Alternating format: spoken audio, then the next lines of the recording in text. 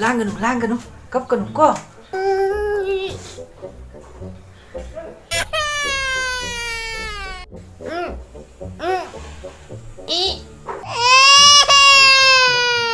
Sedang diam ini.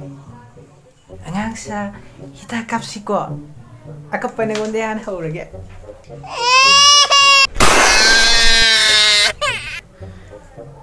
Mabuk pa ba nang sumukha pa si ko?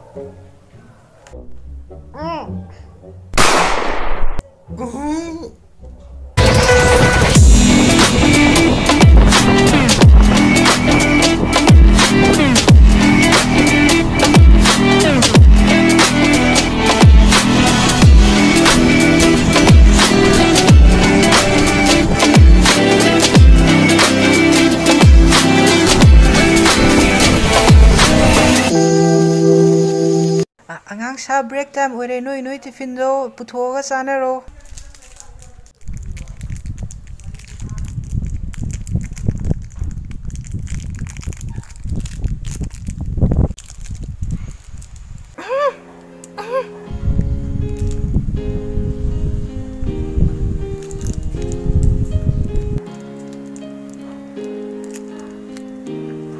Nang loi sa zero. Ai di pagtalida. Thank you.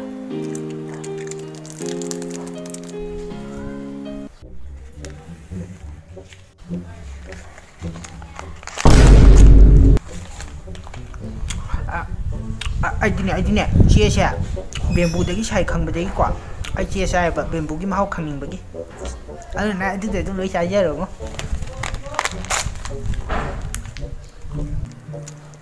Kwa manai gon bi thong na san ning gre da. Ai bu mana sing si kana na hek tuinu. Ai hek pi rake. Hek pi ro.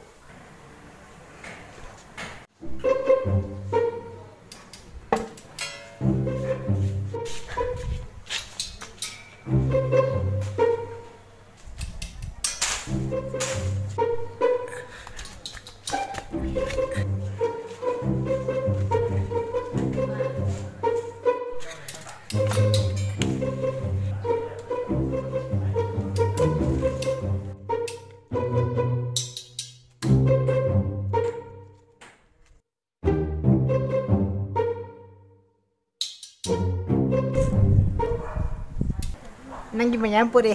Sih. Thank you. Nang siapa ingo? Diam na takat tasu yare dubu.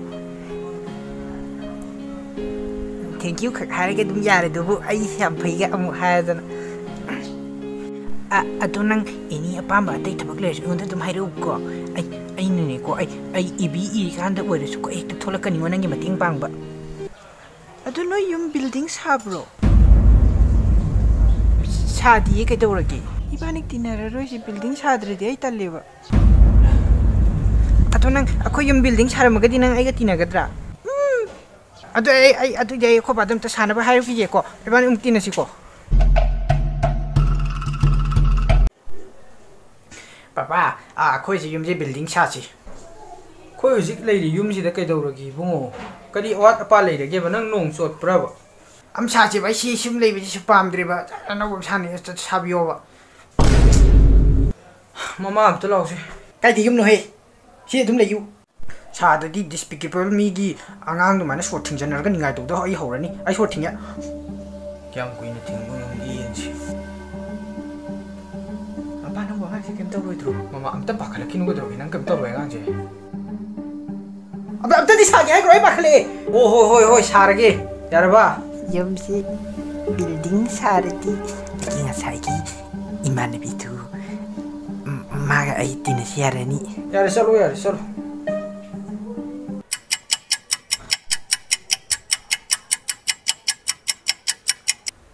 nati kai degi paisana yumsi sadori ge ba au khangdi isanu pam khak yobse mana habi simte di tawrasi du ai kai di paisana no de ju khangdi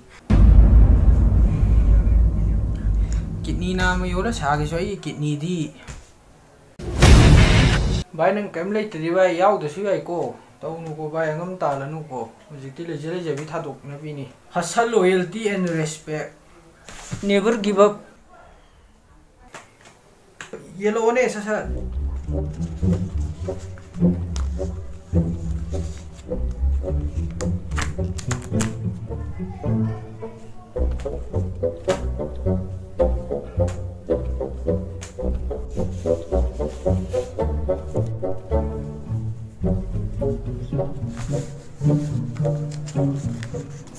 Yam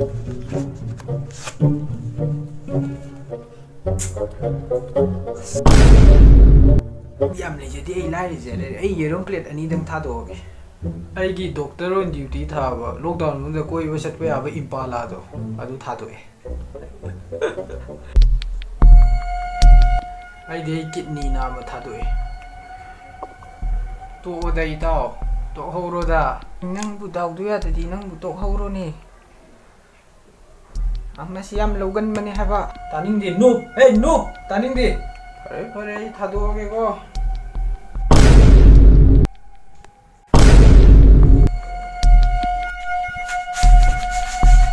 Jual sih dek mangan dek ai punci. Lagi yon ge boy dia ang katang ngai re. Ai jo ma yon ge boy jo ang katang ngai re.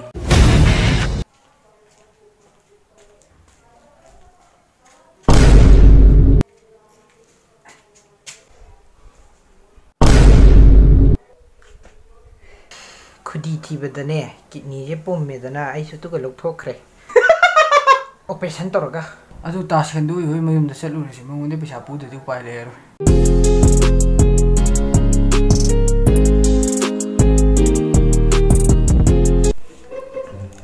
Ta sendu ai gin pi. Yung jam ta sa gi to ba anau ba ma tuna lupa laksa truk ta pu ge ba. Adu interest si 200% per annum lei ko. Interest to ya mandro to ya re ai angang do khuning jina su ge makok tu da adum lo khra si ai hai ne gi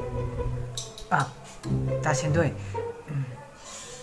interest to kitang ta ba ya ro dro ado condition mi di lei nang ai gi na ta lei ho era ta sendoi